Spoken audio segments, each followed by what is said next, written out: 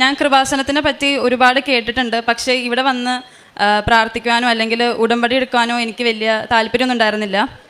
ആ ടൈമിൽ തന്നെയാണ് ഞാൻ എൻ്റെ ജർമ്മൻ എക്സാംസിന് എഴുതിക്കൊണ്ടിരുന്നത്. ആദ്യത്തെ 3 എണ്ണം എനിക്ക് പെട്ടെന്ന് കിട്ടി. അപ്പോൾ ഞാൻ ഓർത്തു 4-മത്തെയും വേഗം കിട്ടും. എനിക്ക് കിട്ടാനുണ്ടായത് സ്പീക്കിംഗ് ആയിരുന്നു. അത് കഴിഞ്ഞിട്ടാണ് എനിക്ക് കുറേ സ്ഥലത്ത് ഞാൻ എഴുതി, ഞാൻ കുറേ ട്രൈ ചെയ്തു, എനിക്ക് എങ്ങും കിട്ടിയില്ല. അങ്ങനെയാണ് കഴിഞ്ഞ വർഷം ഇവിടെ വന്ന് ഉടമ്പടി എടുക്കുന്നത്. ഉടമ്പടി എടുത്തു. ഞാൻ അന്നും ഉണ്ടായ ഒരു സാക്ഷിയായിരുന്നു. ഒരു കൊച്ച് ജർമ്മൻ എക്സാം എഴുതി ആ മാസം തന്നെ ആൾ ജർമ്മനിക്ക് പോകുന്നൊരു സാക്ഷ്യം കേട്ടു.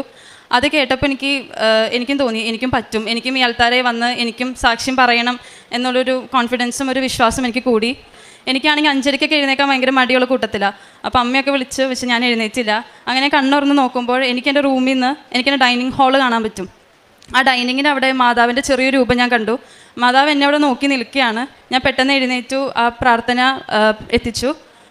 അത് കഴിഞ്ഞാണ് എനിക്ക് 2 സ്ഥലത്ത് ജർമ്മൻ്റെ സ്പീക്കിങ്ങിൻ്റെ ഡേറ്റ് കിട്ടി. ഒരെണ്ണം കൊൽക്കട്ടയിലും ഒരെണ്ണം ഹൈദരാബാദിലും. കൊൽക്കട്ടയിൽ എഴുതി ഞാൻ പാസ്സായി. 2 സ്ഥലത്തും പോയപ്പോൾ ഞാൻ മാതാവിൻ്റെ കാശിരൂപവും തൈലം കൊണ്ടൊക്കെയാണ് പോയത്. എന്നാൽ ഹൈദരാബാദ് ഞാൻ എക്സാം എഴുതാൻ പോയപ്പോൾ നമുക്കറിയാം സ്പീക്കിങ്ങിൻ്റെ എക്സാം നമുക്ക് എഴുതുമ്പോൾ ഒരു പാർട്ട്ണറും കൂടി നമുക്ക് കൂടെ വേണം സ്പീക്കിംഗ് പറയാൻ വേണ്ടിയിട്ട്. ഹൈദരാബാദ് അങ്ങനെ എനിക്ക് ഒരു പാർട്ട്ണറൊന്നും ഉണ്ടായിരുന്നില്ല. അവിടുത്തെ എക്സാമിനർ പറഞ്ഞു നിനക്ക് പാർട്ട്ണർ ഇല്ല, നീ ഒറ്റയ്ക്കാണ് പറയേണ്ടതെന്ന് പറഞ്ഞു. അങ്ങനെ എനിക്ക് ആകെ ടെൻഷനായി, എന്താ ചെയ്യേണ്ടതെന്ന് അറിഞ്ഞുകൂടാ.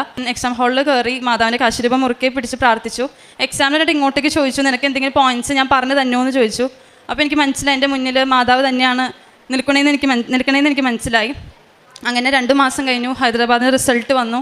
അതും ഞാൻ നല്ല മാർക്കോടെ ഞാൻ പാസ്സായി. അങ്ങനെ ഇരിക്കുന്ന സമയത്താണ് എനിക്ക് ജർമ്മനിക്ക് പോകാനുള്ള ഫസ്റ്റ് ഇൻ്റർവ്യൂ എനിക്ക് കിട്ടിയത്. അപ്പോൾ കുറച്ചൊക്കെ അഹങ്കാരം വന്നു. ഇനിയിപ്പോൾ പ്രാർത്ഥിച്ചില്ലെങ്കിലും കുഴപ്പമില്ല, ഇവിടെ വന്ന് സാക്ഷ്യം പറഞ്ഞില്ലെങ്കിലും കുഴപ്പമില്ല, ഇൻ്റർവ്യൂ ഞാൻ പാസ്സാവും എന്നുള്ളതൊക്കെ വന്നു. പക്ഷേ ആ ഇൻ്റർവ്യൂ എനിക്ക് ക്യാൻസലായിപ്പോയി. പിന്നെ ആകെ സങ്കടമായി. ഇത്രയും ഞാൻ ചെയ്ത തെറ്റെനിക്ക് മനസ്സിലായി. എനിക്കെല്ലാം കിട്ടുമെന്നൊരു വിശ്വാസം, ഒരു അഹങ്കാരക്കുള്ളി വന്നു, ഒക്കെ കിട്ടിയില്ല. അത് കഴിഞ്ഞിട്ട് അപ്പം എനിക്ക് തോന്നിയൊരു കാര്യം, നമ്മൾ എന്തൊക്കെയായെന്ന് പറഞ്ഞാലും നമ്മൾ എന്തൊക്കെ പഠിച്ചു, അങ്ങനെ എത്ര വലിയ ആളാണെന്ന് പറഞ്ഞാലും ദൈവത്തിനൊരു അനുഗ്രഹം ഇല്ലെങ്കിൽ നമ്മൾ ജീവിതത്തിൽ വലിയൊരു വട്ടപൂജ മാത്രമാണ്. അങ്ങനെ 2ാമത് ഉടമ്പടി എടുത്ത് പുതുക്കി ഇവിടെ വന്ന് വീണ്ടും പ്രാർത്ഥിച്ചു.